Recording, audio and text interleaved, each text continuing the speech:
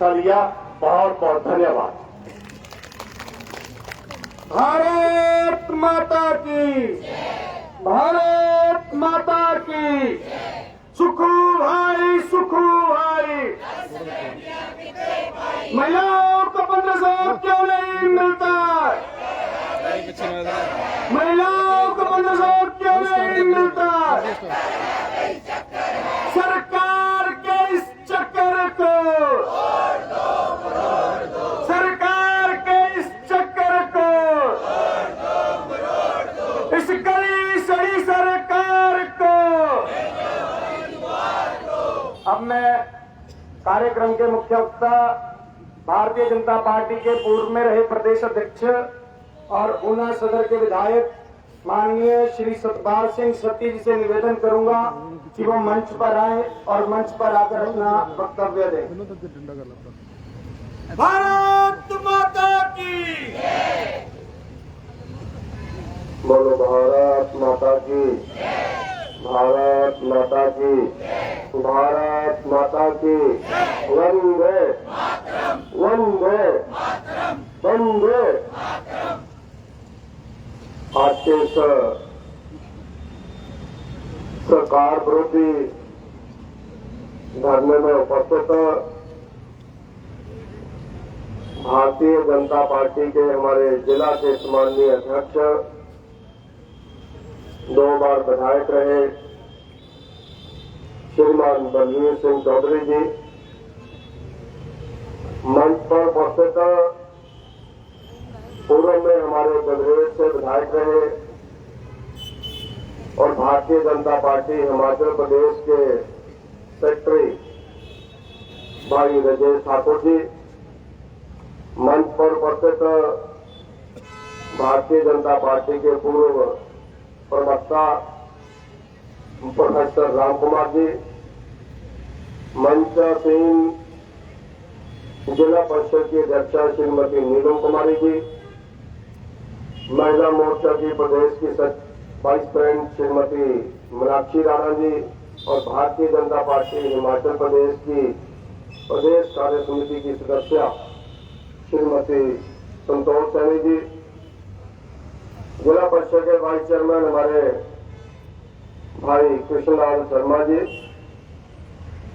मंच पर उपस्थित महिला मोर्चा की अध्यक्षा श्रीमती अनु जी, युवा मोर्चा के जिला अध्यक्ष एडवोकेट संदीप शर्मा जी, अनुसूचित जाति मोर्चा के जिला के अध्यक्ष भाई सुभाष कौंडल जी, श्रीमान खट्टा जी हमारे ओबीसी मोर्चा के अध्यक्ष जिला के, मंच पर उपस्थित हिमाचल प्रदेश भारतीय जनता पार्टी के प्रदेश के आईटी सेल के हमारे प्रदेश अध्यक्ष श्रीमान अनिल गढ़वाल जी, जिला परिषद के अलग अलग स्थानों से जुड़े हुए सदस्य, बीडीसी के सदस्य, बीडीसी के चेयरमैन, वाइस चेयरमैन, अलग अलग गांवों से आए हुए हमारे गांवों के प्रधान, उप प्रधान, पूर्व उप प्रधान और जहां उपस्थित हम आए हमारे ऊना नगर के अध्यक्ष श्रीमती पुष्पा जी, उपाध्यक्ष भाई विनोदपुरी जी और जहां उपस्थित मेरे आदर के जो क्या सभी बुजुर्गों, मातृशक्ति, नौजवान मित्रों, मुझसे पूर्व जिन भी व्यक्तियों ने, पदाधिकारियों ने आपके सामने विचार रखे, उन्होंने अलग अलग कांग्रेस सरकार की विफलताओं को आपके सामने रखा। वो चाहे कैप्टन तसेम जी ने विषय रखा, चाहे रिटायर्ड एसडीओ श्रीमान सुरेंद्र सिंह जी ने विषय रखा, श्रीमान राजेश जी ने, राम कुमार जी ने और इसी तरह से बलवीर चौधरी जी ने आपके सामने विषय रखा। मुख्य मकसद आज के इस धरने का यही है कि 1 वर्ष पहले हिमाचल प्रदेश के अंदर जब विधानसभा के चुनाव हुए, उस समय श्रीमान जयराम ठाकुर जी हिमाचल प्रदेश के मुख्यमंत्री थे और भारतीय जनता पार्टी की गवर्नमेंट हिमाचल में एक अच्छा काम कर रही थी। उस गवर्नमेंट को बदनाम करने के लिए कांग्रेस पार्टी ने अलग अलग इल्जाम लगाए और अंत में जब उनके ध्यान में आया कि हम फिर भी जीत नहीं पाएंगे, तो उन्होंने जनता के सामने 10 गारंटियां रखी। उन 10 गारंटियों के बारे में बड़ा बबलू जी ने भी आपके सामने विषय रखा, सब वक्ताओं ने आपके सामने विषय रखा, और उन गारंटियों के माध्यम से जनता को भ्रमित करके कांग्रेस पार्टी ने हिमाचल प्रदेश की सत्ता हथियाई।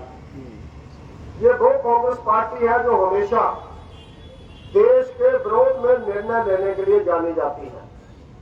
जब जब इस देश के अंदर भारतीय जनता पार्टी ने कोई अच्छा निर्णय लेने की कोशिश की, तो चाहे राम मंदिर बनाने का निर्णय हो, चाहे धारा 370 समाप्त करने का विषय हो, कांग्रेस पार्टी के लोग सामान्य न्यायालय के अंदर, सर्वोच्च न्यायालय के अंदर, हाई कोर्ट के अंदर अपने वकील खड़े करके उन निर्णयों का विरोध करती रही। और आज भी एक ऐसा निर्णय माननीय सर्वोच्च न्यायालय ने अभी 1 घंटा पहले दिया है, जो 5 अगस्त 2019 को दिल्ली में धारा 370 को हटाने का जो बिल पास किया था लोकसभा ने, नरेंद्र मोदी जी के आशीर्वाद से, अमित शाह जी के आशीर्वाद से, वो देश की जनता की भावना को देख करके वो बिल पास किया था और धारा 370 हटाई गई थी।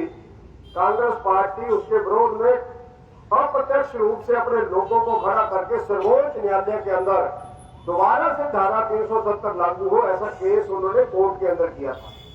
और मैं सर्वोच्च न्यायालय का धन्यवाद करता हूं कि अभी 1 घंटा पहले माननीय सर्वोच्च न्यायालय ने कहा है कि नरेंद्र मोदी जी का धारा 370 हटाने का निर्णय बिल्कुल सही था और उसमें कोई भी गलती नहीं की गई है। अभी एक निर्णय आया,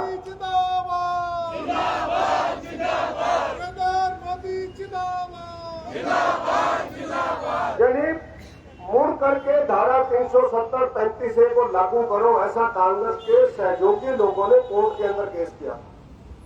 आप जहां सैनिक बैठे हैं, अनेकों रिटायर्ड बड़े बड़े ऑफिसर्स जहां पर बैठे हुए हैं, पार्टी के कार्यकर्ता के रूप में वो जहां पर आए हैं, अनेकों कर्मचारी, पूर्व कर्मचारी जहां पर बैठे हैं, आप सब लोग जागरूक लोग हैं। धारा 370 कितना बड़ा कलंक था इस देश के अंदर। ये इस देश के अंदर जो समान कानून की बात करने वाले लोग हैं, उसके विरोध में वो धारा 370 थी। माननीय डॉक्टर भीमराव अम्बेडकर जी ने जब धारा 370 लगाने का निर्णय हुआ तो उन्होंने उसका विरोध किया था, जो संविधान निर्माण समिति के चेयरमैन थे।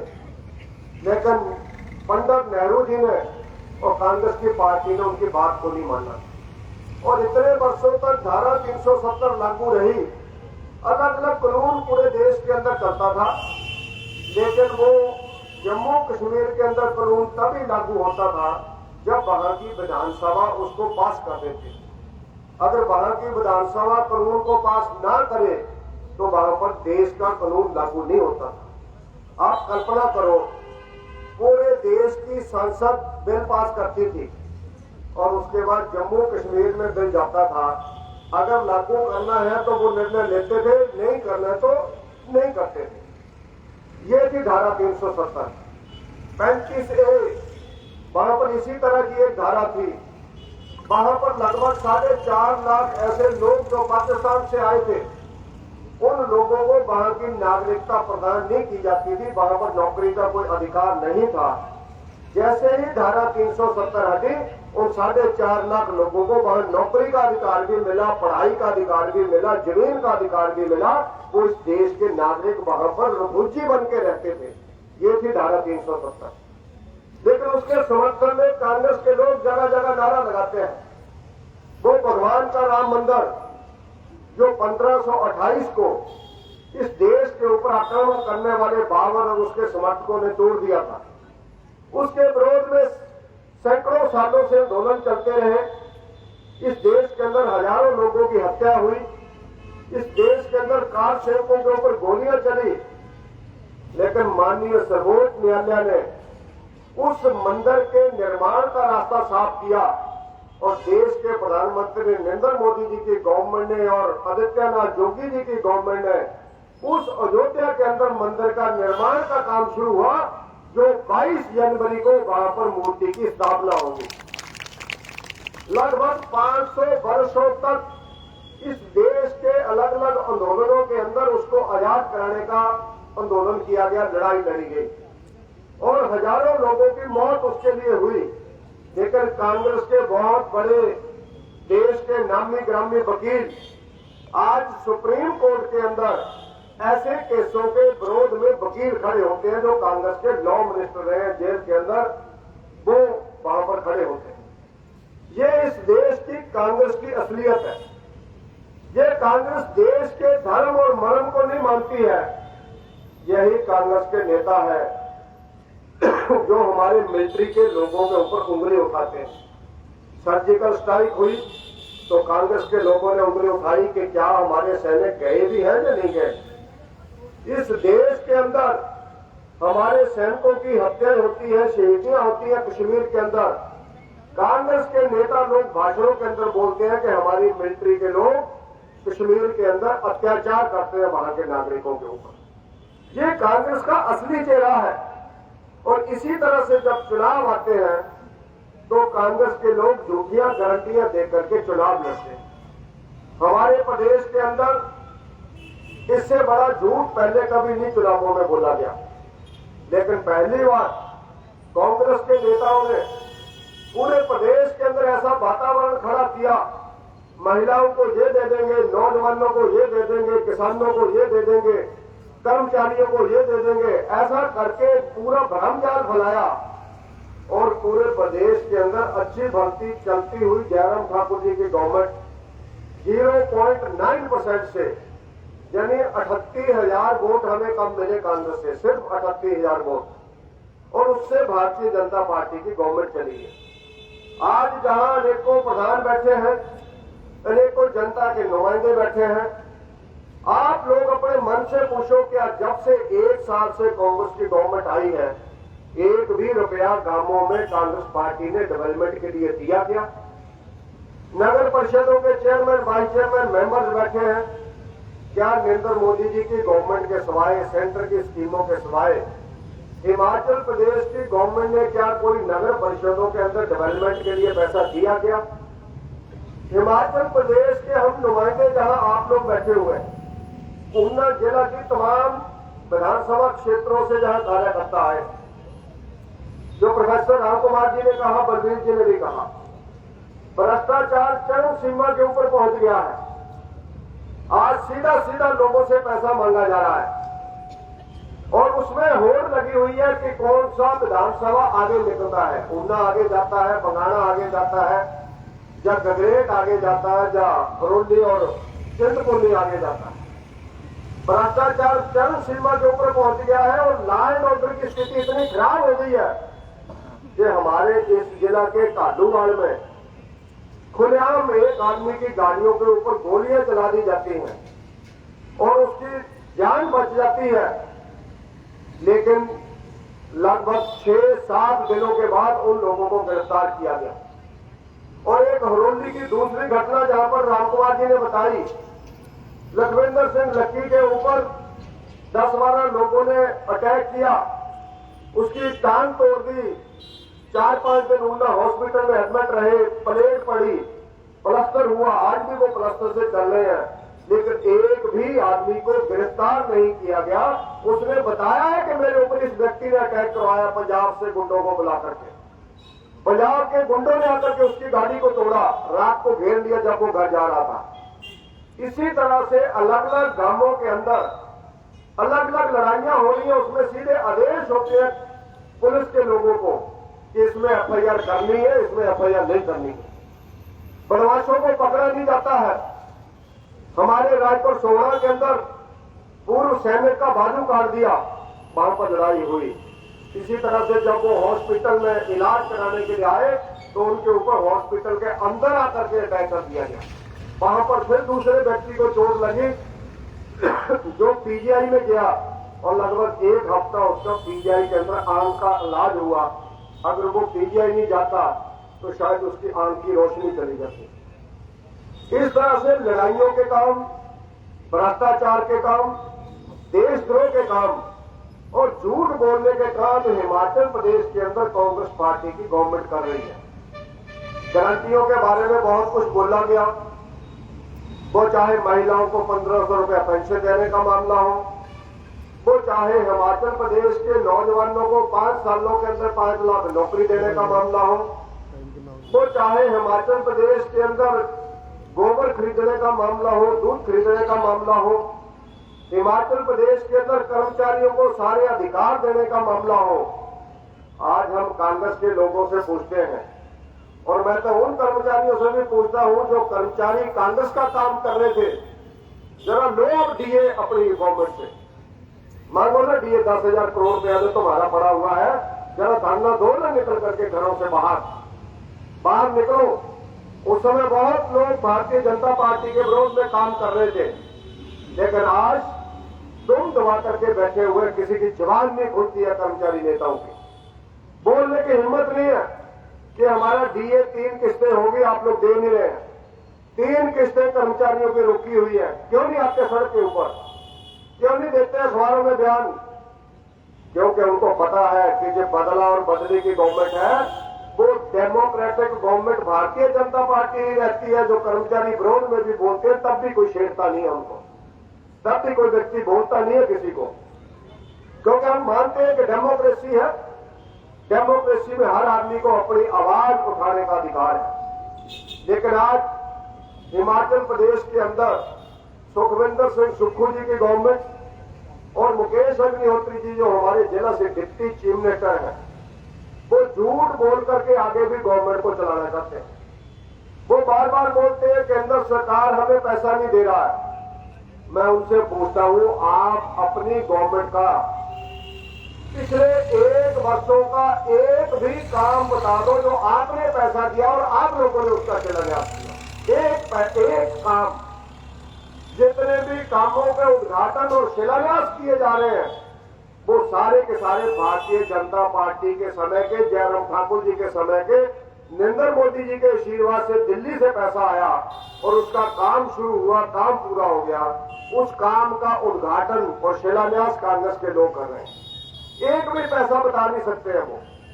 अभी सुखविंदर सिंह सुक्खू जी ऊना में आए, हमारे पुराने बस स्टैंड के ऊपर रैली की उन्होंने, ऊना विधानसभा के अंदर 5 उद्घाटन किए उन्होंने, नंगड़ा में, खानपुर में, कुठार कला में, जिलकौर में पानी की स्कीमों का, और एक पशुओं के हॉस्पिटल का संतोषगढ़ के अंदर। पंचों स्कीमों को बड़े हुए लगभग 16 साल हो गया है, और संतोषगढ़ के हॉस्पिटल, पशुओं वाले हॉस्पिटल के अंदर 1.5 साल पहले बिल्डिंग शिफ्ट कर दी गई, वहां डॉक्टर बैठ गए, उसका उद्घाटन सुखविंदर सुक्खू जी ने 1 साल के बाद किया था। इसी तरह से गगरेट के उद्घाटन शिलान्यास, चिंतपूर्णी के उद्घाटन शिलान्यास, जो भारतीय जनता पार्टी के समय पर काम हो गए, उन कामों के उद्घाटन करके वाहवाही लूटने की कोशिश की जा रही है। और हम लोगों ने, जब हमारे चीफ मिनिस्टर आए थे ऊना में, जयराम ठाकुर जी, उस समय मार्च 2018 को अंतिम दिनों में, जिस समय फाइनेंशियल ईयर समाप्त हो रहा था, उस समय हमने ऊना की जनता को राहत दिलाई थी। हमारे जिला के अंदर 11 बैरियर लगते हैं, उन बैरियर के ऊपर कोई भी व्यक्ति आता था तो उस व्यक्ति से 40 रुपए उस कार के लिए जाते थे अपने घर जाने के लिए। जयराम ठाकुर जी से मैंने बात उठाई, महतपुर में हमारी रैली थी, मैंने कहा कि ऊना के लोगों के साथ अन्याय है कि अपना घर जाने के लिए भी लोगों को 40 रुपए देने पड़ते हैं, और 4 दिन के अंदर शिमला में जाकर के जयराम ठाकुर जी ने 40 रुपए जनता के माफ कर दिए थे। और आज हिमाचल प्रदेश के इस बॉर्डर जिला के ऊपर कम से कम 1000 आदमी रोज गाड़ी लेके बाहर जाता है, 1000 आदमी शाम को फिर वो घर वापस आता है। लगभग 40,000 रुपया लगभग मिनिमम रोज लोगों का बच रहा है। ये है जयराम ठाकुर जी की गारंटी जो दी उन्होंने। ऐसे ही नरेंद्र मोदी जी ने पूरे देश के अंदर विकास के काम किए। बालक ड्रग पार्क, मुझे हैरानी होती है इतनी झूठ भी कैसे बोल देते हैं। मैं बड़ा कई बार परेशान होता हूं कि पिक्चरों के अंदर जो लीडरों का असली हैसियत दिखाई जाती है, कई बार हम आप लोगों को लगता है यार झूठ बोल रहे हैं, लीडर तो ऐसे नहीं है। जैसा उसके अंदर दिखाया जाता बदमाश, गुंडे, लफंगे, पैसे वाले, करोड़पति, अरबपति, जब कांग्रेस के लोगों की बातें सुनते हैं तो पता लगता है कि इनको देख करके वो पिक्चरें बनाई जाती हैं। आज पूरे देश के अंदर एक झारखंड के एमपी से 500 करोड़ रुपया पकड़ा गया। 500 करोड़ मशीनें भी गर्म हो गई, जेल हो गई। फिर आदमी बुलाए कि नोट गिनो। फिर उन लोगों ने नोट गिनने शुरू किए तो गिनती 350 करोड़ से ज्यादा हो गई है। और बैंकों के अधिकारी बोल रहे हैं 500 करोड़ रुपए से ज्यादा उसके घर के अंदर पैसे मिले। 500 करोड़ पूरे जिला के अंदर नहीं होने 500 करोड़ एक ही एमपी के पास। ऐसे ही कांग्रेस के लोग झूठ बोलते हैं कि बलक ड्रग पार्क का काम हमने शुरू कराया।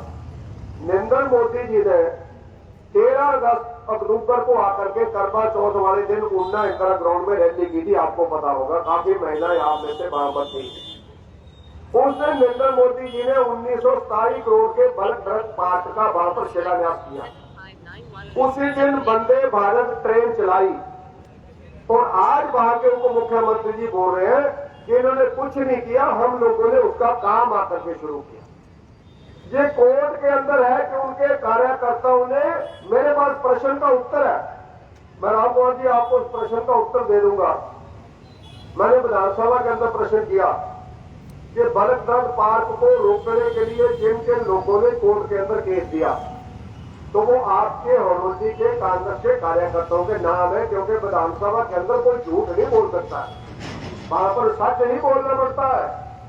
राजेंद्र कुमार, एक दूसरा शायद हरीश कुमार, उनके गांवों के एड्रेस, उनका नाम, वो पूरा उन्होंने कोर्ट के अंदर केस किया। और केस क्या किया कि जहां पर बल्क ड्रग पार्क मत खोलो, फैक्ट्रियां मत खोलो, दवाइयों की फैक्ट्रियां मत चलाओ, क्योंकि इस एरिया में भालू और मोर रहते हैं, वो मर जाएंगे सारे के सारे। कोर्ट के अंदर केस है, वो आज भी चला हुआ है। और उनके ही उप मुख्यमंत्री जी बोलते हैं कि बल्क ड्रग पार्क तो मैं लेकर के आया। उस समय उनके ध्यान है अखबारों के अंदर, वो बोलते थे कि बल्क ड्रग पार्क खुलेगा नहीं, ये भारतीय जनता पार्टी का शोषा है, ड्रामेबाजी है। आज उसी बल्क ड्रग पार्क से हिस्से लिए जा रहे हैं, इतना दे दो काम तुम्हें मिल जाएगा। पैसे की तो बरसात चल रही है और किस्मत भी बड़ी अच्छी है, अपने पास तेला नहीं है। नरेंद्र मोदी ने भेज दिया 1927 करोड़ रुपया दिल्ली से, अब उसमें से 10% खा जाएंगे, अगला चुनाव का गुजारा हो गया। जिनकी किस्मत बड़ी अच्छी है, काम हमने किए, पैसा वो खा रहे हैं। ऐसे ही विजय ठाकुर जी के एरिया में एक 50 करोड़ का पुल बन रहा है बेराड़ी से गजरेट का सीटों के लिए, वो नरेंद्र मोदी जी ने पैसा दिया। ऐसे ही एक नया पुल पडोंगा एरिया के लिए 50 करोड़ रुपए का, रोज फोटो खिंचाते हैं उप मुख्यमंत्री जी, 50 करोड़ का पुल बनेगा। मैंने कहा सुखू से पूछो, एक ढेली भी दी है इसमें, नितिन गडकरी ने भेजा है 50 करोड़ रुपया दिल्ली से, भारतीय जनता पार्टी ने भेजा। हमारा जहां पर पीजीआई शुरू हो गया है, बिल्डिंग बन रही है, ये नरेंद्र मोदी जी ने दिया है, जयराम ठाकुर जी ने दिया, अनुराग ठाकुर जी के द्वारा हुआ। और उस समय के हेल्थ मिनिस्टर जगत प्रकाश नड्डा ने स्वयं आकर के शिलान्यास मलाहत के अंदर किया था, तब जाकर के 500 करोड़ रुपए का वो पीजीआई का हॉस्पिटल बना। इसी तरह से मलाहत को जाने के लिए आने वाले टाइम में दिक्कत आएगी जब पीजीआई बन जाएगा। आज भी फाटक के ऊपर जाम लगता है, तो हम लोगों ने अंडरपास बनाने के लिए, मलाहत के फाटक के पास पुल बनाने के लिए पैसा मांगा था। ऊना विधानसभा क्षेत्र के लिए वो खुशी का विषय है कि लगभग 22 करोड़ रुपया उसका मंजूर हो गया था और 13 करोड़ रुपए का ठेका उसका हो गया है। 1-1.5 महीने के अंदर उस काम को शुरू करेंगे। रेल ऊपर से जाती रहेगी, नीचे से पुल निकल जाएगा, ताकि पीजीआई जाते हुए कोई भी मरीज या उसका एम्बुलेंस सड़क के अंदर ना फंसे। ये पैसा हम लोग दिल्ली से लेकर के आ रहे हैं, भारतीय जनता पार्टी लेकर के आ रही है। इसी तरह से जो गारंटियों का विषय है, इनको लगानी ही पड़ेगी, नहीं तो हम जान खा लेंगे इनके, प्राण खा लेंगे इनके, पीछा नहीं छोड़ेंगे इनका।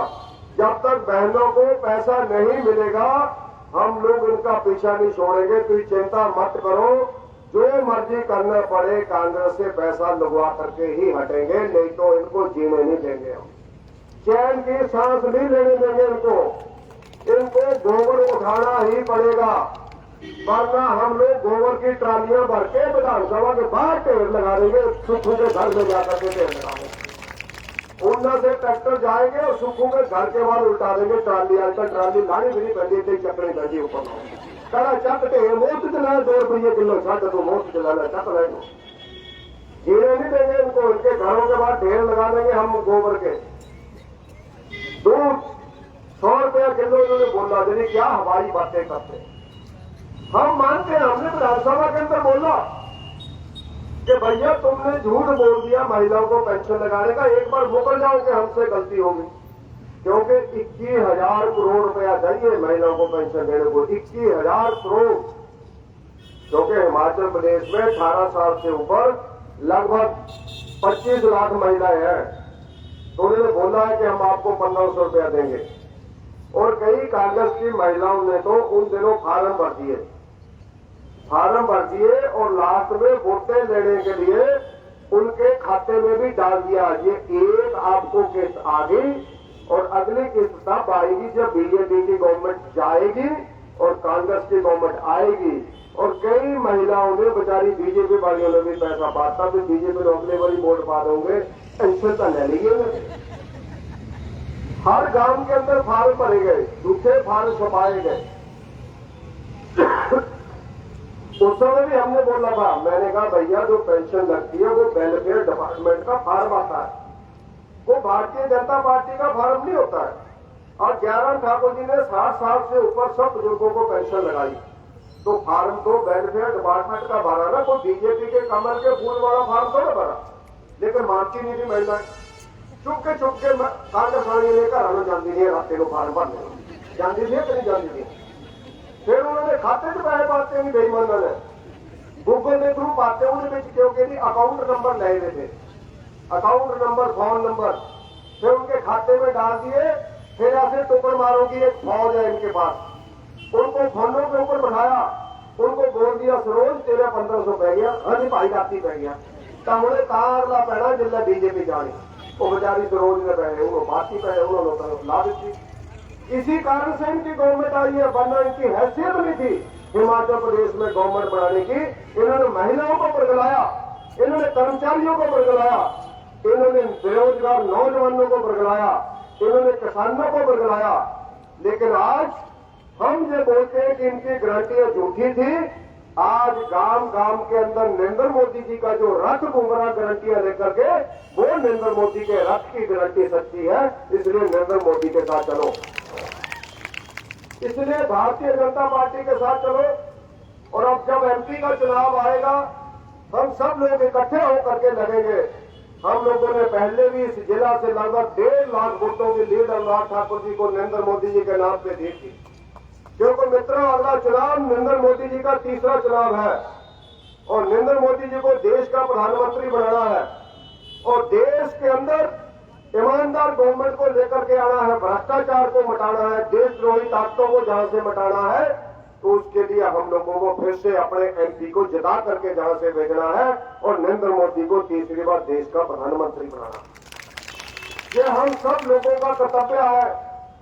इसमें दाएं बाएं कोई न देखे, सीधा नरेंद्र मोदी जी के ऊपर नजर है हम सब लोगों की, क्योंकि पूरे देश की जितनी भ्रष्टाचारी पार्टियां हैं वो सारी की सारी पार्टियां नरेंद्र मोदी को हटाने के लिए लगी हुई।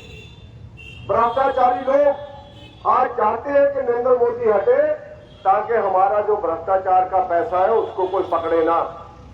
लेकिन हम ये मानते हैं देश की जनता ने छत्तीसगढ़ में, राजस्थान में, मध्य प्रदेश में भारतीय जनता पार्टी को प्रचंड बहुमत देकर के जो गवर्नमेंट बनाई है, आने वाले टाइम में हम लोग दिल्ली के अंदर नरेंद्र मोदी जी की फिर से इसी तरह से गवर्नमेंट बनाएंगे और देश के अंदर भारतीय जनता पार्टी तीसरी बार गवर्नमेंट बनाएगी।